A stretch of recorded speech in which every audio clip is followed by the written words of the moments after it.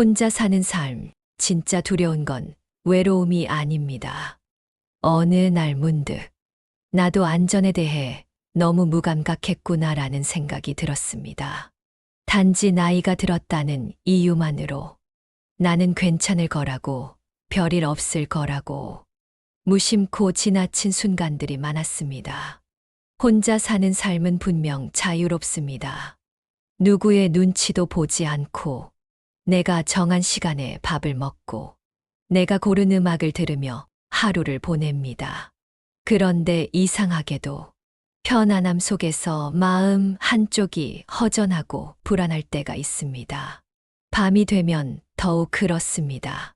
초인종 소리에 깜짝 놀라고 누군가 계단을 올라오는 소리만 들어도 가슴이 철렁할 때가 있습니다. 혹시 나만 그런 건 아닐까요? 아니면 나만 너무 예민한 걸까요? 아닙니다. 그것은 지혜로운 예민함이며 삶을 지키려는 본능입니다.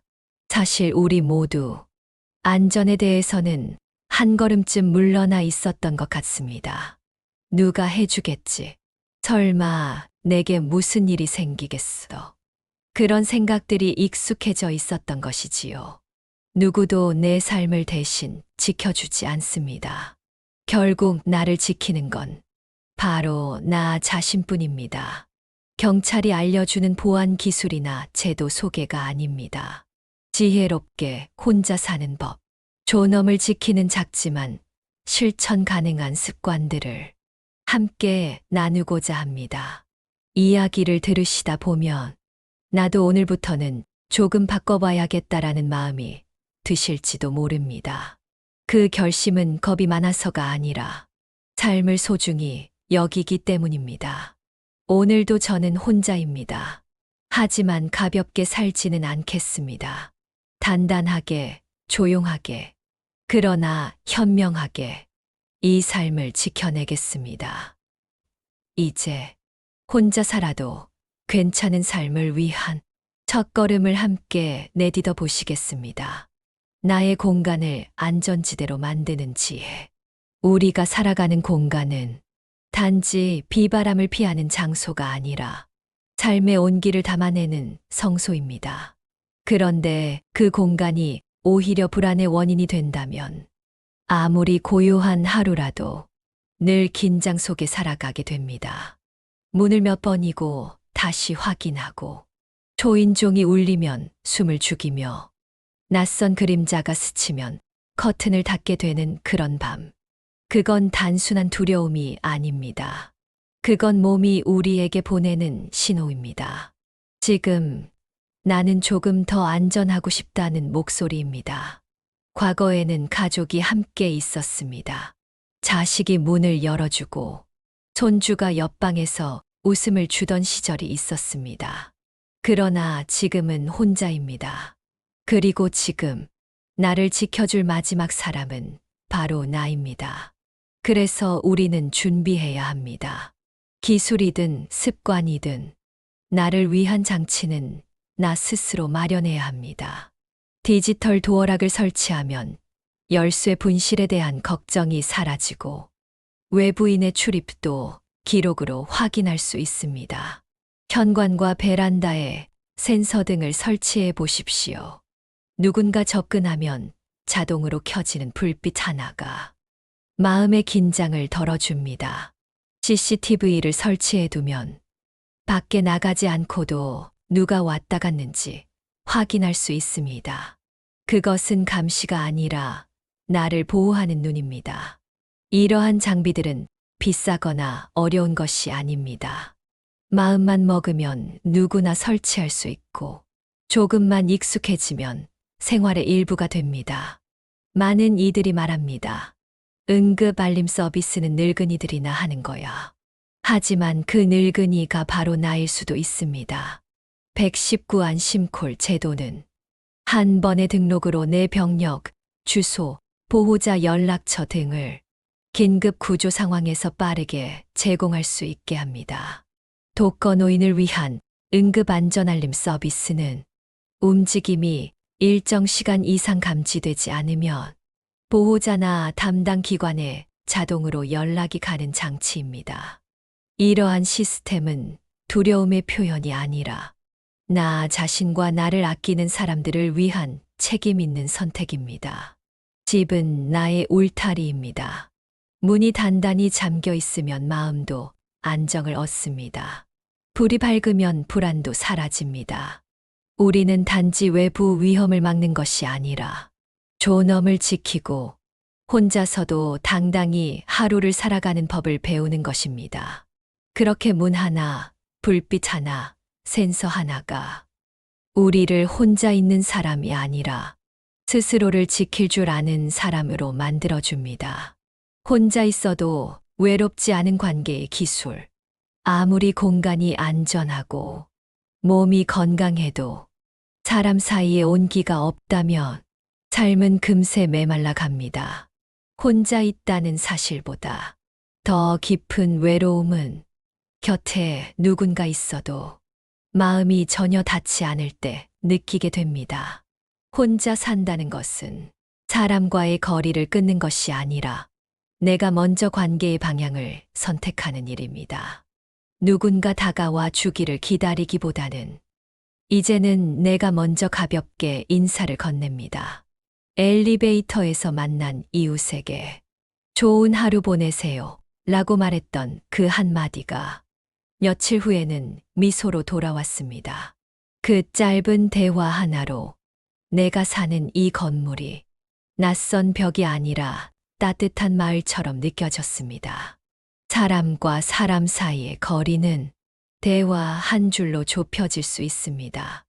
내가 먼저 마음을 열면 세상도 조금 덜 낯설게 다가옵니다. 어느 날 이웃 어르신이 비 오는 날 내 택배 상자를 젖지 않게 문 안으로 넣어두셨다는 이야기를 듣고 괜스레 마음이 뭉클해졌습니다. 나는 부탁하지 않았지만 그분은 조용히 따뜻한 연결의 마음을 보여주셨습니다. 그 일을 계기로 나는 이웃을 더 자주 바라보게 되었습니다. 눈이 오는 날에는 계단 앞에 소금을 뿌릴까 고민하게 되고 명절이면 떡국떡 한 봉지를 나누기도 합니다. 사람은 누구나 연결되어야 합니다. 그 연결이 가족이든 이웃이든 심지어 이름 모르는 온라인 친구이든 간에 우리 삶을 지탱해주는 힘이 됩니다. 이제는 전화번호부에 한 명쯤 믿을 수 있는 사람의 이름을 적어두어야 합니다. 갑자기 몸이 아플 때 위급 상황에서 전화를 받아줄 누군가가 있다는 사실은 혼자 살아도 혼자가 아니라는 안심을 줍니다. 요즘은 휴대전화 하나만 있어도 세상과 연결될 수 있습니다. 전화, 문자, 영상통화. 이 모든 기술은 단지 편리함이 아니라 고립을 넘어설 수 있는 다리가 되어줍니다. 온라인 독서 모임, 같은 관심사를 나누는 커뮤니티, 그 안에서의 인사와 대화가 삶의 외로움을 줄여줍니다. 관계는 거창하지 않습니다. 따뜻한 말 한마디, 가끔의 안부, 소소한 웃음이 쌓이면 그것만으로도 외롭지 않은 삶이 됩니다. 그래서 저는 오늘도 외로움 대신 연결된 삶을 선택합니다. 감정을 움츠리지 않고 누군가의 이름을 먼저 부를 용기를 냅니다. 그것이 바로 혼자서도 따뜻하게 살아가는 지혜입니다. 건강한 몸이 주는 마음의 안정. 몸이 아프면 마음도 자연스레 움츠러듭니다. 걱정이 많아지고 사람을 만나는 일이 점점 멀어지고 말수는 줄고 생각은 깊어지다가 어느 순간 삶 전체가 고요한 외곽으로 밀려나는 듯한 느낌이 듭니다. 몸은 마음이 쉬는 집입니다. 그 집이 무너지면 그 안에 살고 있던 마음도 흔들리게 됩니다. 그래서 우리는 늦게라도 반드시 깨달아야 합니다. 건강을 지키는 일은 삶을 지키는 일이라는 사실을 말입니다. 예전에는 조금 아파도 버티는 일이 많았습니다. 병원 가는 일이 번거롭기도 하고 이 정도쯤은 괜찮겠지 하는 생각으로 스스로를 설득하며 넘기기 일쑤였습니다. 하지만 지금은 알게 되었습니다. 아무리 작은 통증이라도 며칠, 몇 달을 그대로 두면 삶 전체를 무너뜨릴 수 있다는 것을 말입니다. 이제는 압니다. 참는 것이 용기가 아니라 제때 살피는 것이 진짜 지혜라는 것을. 건강을 지키는 방법은 거창하지 않습니다. 아침 햇살을 받으며 잠시 걷는 것, 물을 조금 더 자주 마시는 것, 스트레칭 하나라도 꾸준히 이어가는 것. 이 작은 습관들이 우리 몸에 그리고 삶 전체에 조용한 안정을 선물해 줍니다. 저는 요즘 아침에 눈을 뜨면 가장 먼저 제 몸에 이렇게 묻습니다. 오늘 너는 괜찮니? 어디 불편한 데는 없니? 이 짧은 질문이 하루를 다르게 만듭니다. 몸을 존중하면 마음도 나를 더 사랑하게 됩니다. 생각보다 몸과 마음은 하나이며 그 사실은 나이가 들수록 더 또렷하게 느껴집니다. 그리고 또 하나, 저는 이제 기계를 무서워하지 않기로 했습니다. 스마트폰 속 건강 앱, 간단한 혈압계나 혈당 측정기, 이 모든 것들이 전문 의료인이 아니어도 스스로를 돌볼 수 있도록 도와주는 작고 소중한 보호 장치라는 사실을 알게 되었기 때문입니다. 걸음수를 기록하고, 수면, 시간을 확인하고, 심박수를 체크하는 이 작은 행위들은 단순한 숫자가 아니라 나는 나를 잘 돌보고 있다는 확실한 증거가 되어줍니다. 그리고 우리는 정기검진을 두려워하지 말아야 합니다. 많은 이들이 병원에서 진단을 받는 일을 두려워합니다. 하지만 정말 무서운 것은 아무것도 모른 채 병을 키우는 것입니다. 병은 알면 대처할 수 있고, 미리 알면 삶이 달라질 수 있습니다. 그 두려움을 줄이는 가장 확실한 방법은 지금 병원에 가는 일입니다. 건강한 몸이 있다면 어디든 갈 수 있고 무엇이든 다시 시작할 수 있습니다. 몸이 버텨주는 한, 마음은 언제든 다시 일어설 수 있습니다. 그래서 저는 오늘도 조용히 몸을 살핍니다. 무리하지 않고, 쉬어야 할 때는 쉬고, 먹을 때는 천천히 먹고, 걷는 걸 게을리하지 않습니다. 이 모든 것은 혼자 살아도 두렵지 않게 만드는 작고 단단한 삶의 의식입니다. 삶을 바꾸는 것은 거대한 계기가 아닙니다.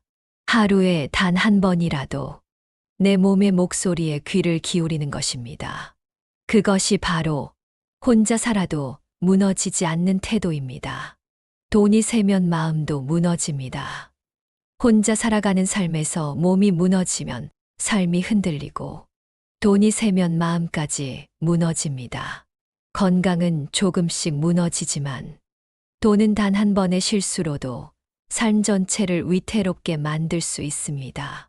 그래서 나이가 들수록 돈은 단순한 생계의 수단이 아니라 마음을 붙잡아주는 심리적 안정의 기둥이 됩니다.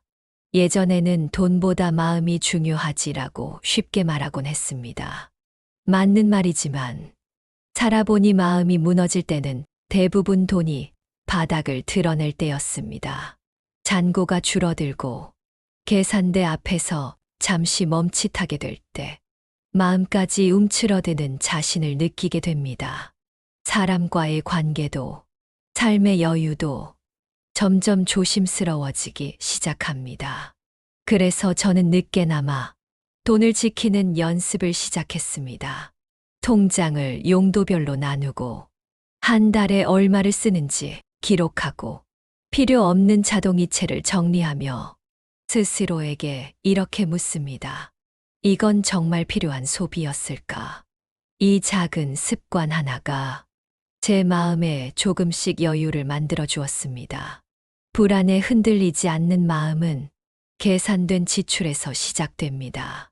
요즘은 나이 든 사람들을 노리는 보이스피싱, 문자 사기가 많습니다. 정부 지원금을 받으시려면 여기를 클릭하세요.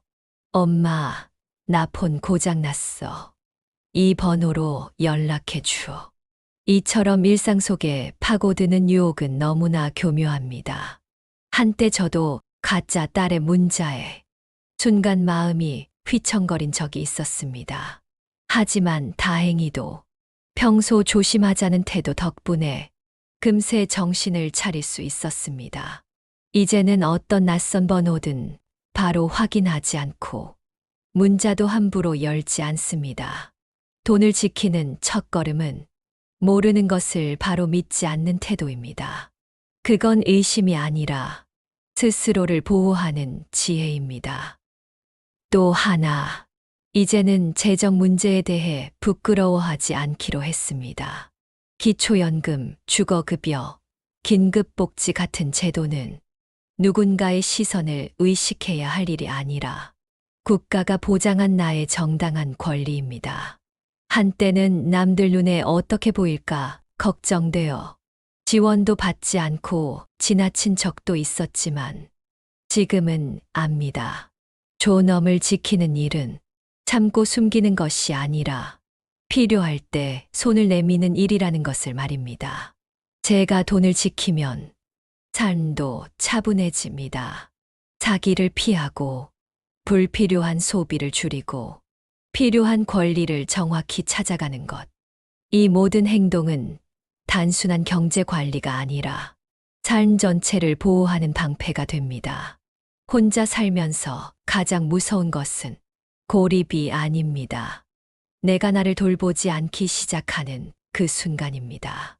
그 순간을 막기 위해서는 은행 통장의 숫자만 보는 것이 아니라 스스로의 소비 습관을 돌아보고 정보에 민감하게 반응해야 합니다. 그래서 저는 오늘도 광고 문구에 흔들리지 않기로 마음먹고 누군가의 말보다 내 상황을 먼저 들여다봅니다. 그렇게 저는 제 돈을 지키고 제 마음도 함께 지켜냅니다. 혼자 있어도 괜찮은 마음 만들기. 어느 순간부터 혼자 있는 시간이 점점 길어졌습니다. 예전에는 아이들의 웃음소리와 누군가의 발자국 소리, 부엌에서 들려오는 조용한 접시 소리까지 삶의 배경이 되어 주었지만 지금은 그 모든 소음이 사라지고 고요함만이 공간을 채우고 있습니다. 하루 종일 아무와도 말을 하지 않고 햇살이 벽을 따라 흘러가는 것을 바라보다 보면 문득 마음 깊은 곳에서 질문이 피어오릅니다. 나는 지금 괜찮은 걸까? 혼자 있는 시간은 누구에게는 여유일 수 있고 또 누구에게는 불안이 되기도 합니다. 그 차이는 바로 이 고요함을 두려움으로 느낄 것인가 아니면 나를 들여다보는 시간으로 삼을 것인가에 달려 있습니다. 저는 이제 고요함을 피하지 않기로 했습니다.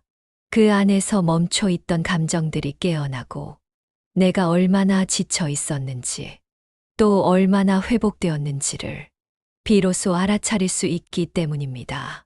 가끔은 라디오를 켭니다. 사람 목소리가 그리운 날에는 혼잣말이라도 소리 내어 해봅니다. 거울을 보며 오늘도 잘 버텼다고 그 말 한마디에 스스로 웃음이 납니다. 그럴 때마다 깨닫습니다. 외로움은 없애야 할 것이 아니라 나를 만나기 위한 기회라는 사실을 말입니다. 혼자 있는 시간이 길어질수록 마음속에는 작은 빈틈이 생깁니다. 그 빈틈을 쓸데없는 걱정이 채우기도 하고 과거의 상처가 불쑥 떠오르기도 합니다. 하지만 때로는 책 한 권, 따뜻한 차 한 잔, 창밖 풍경을 가만히 바라보는 몇 분의 시간이 그 빈틈을 다정하게 채워줍니다. 진짜 평온이란 누군가가 곁에 있을 때 오는 것이 아니라 혼자 있어도 괜찮다고 느낄 수 있을 때 비로소 다가오는 것임을 저는 배웠습니다. 그래서 저는 하루에 단 10분이라도 나를 위한 시간을 마련합니다. 조용히 앉아 지난 시간을 돌아보고 마음속에 남은 말들을 천천히 정리합니다.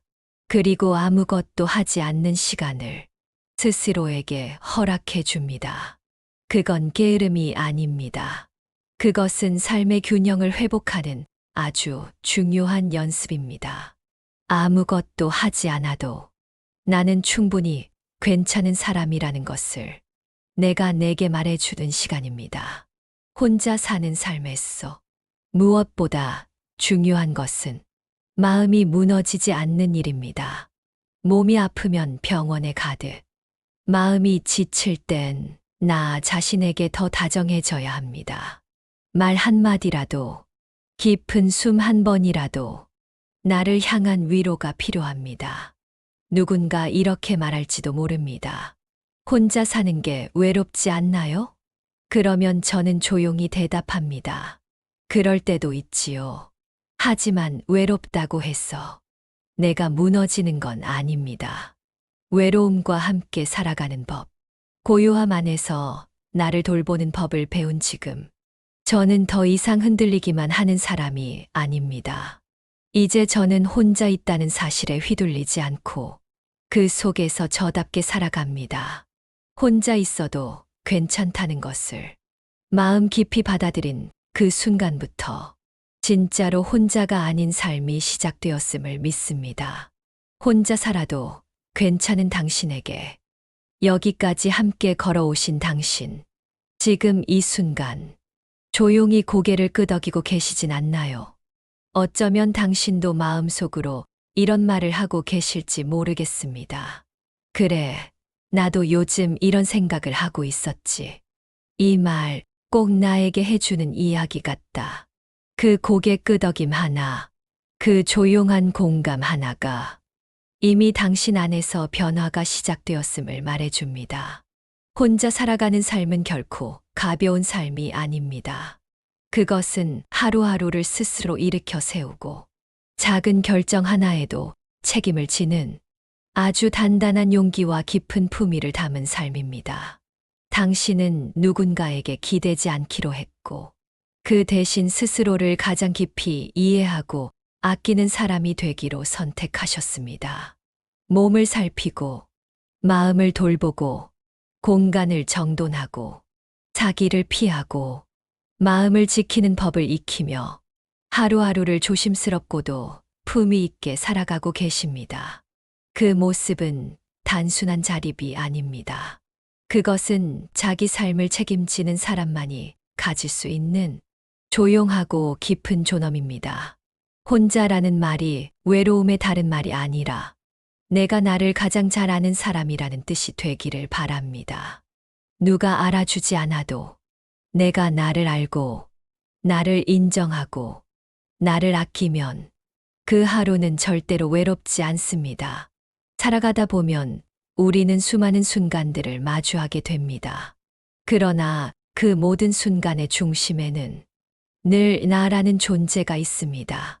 그리고 지금의 나는 이제 더는 흔들리기만 하는 사람이 아닙니다. 당신은 지금 이 오디오북을 들으며 자기 삶을 다듬고 계십니다. 혼자여도 무너지지 않고 스스로를 지키는 선택을 하고 계십니다. 저는 그런 당신이 참 멋지다고, 진심으로 존경스럽다고 말하고 싶습니다. 그러니 부디 오늘도, 내일도, 그 다음 날도 혼자 살아도 괜찮은 당신으로 조용히 단단하게 당신의 삶을 계속 이어가시기를 응원합니다.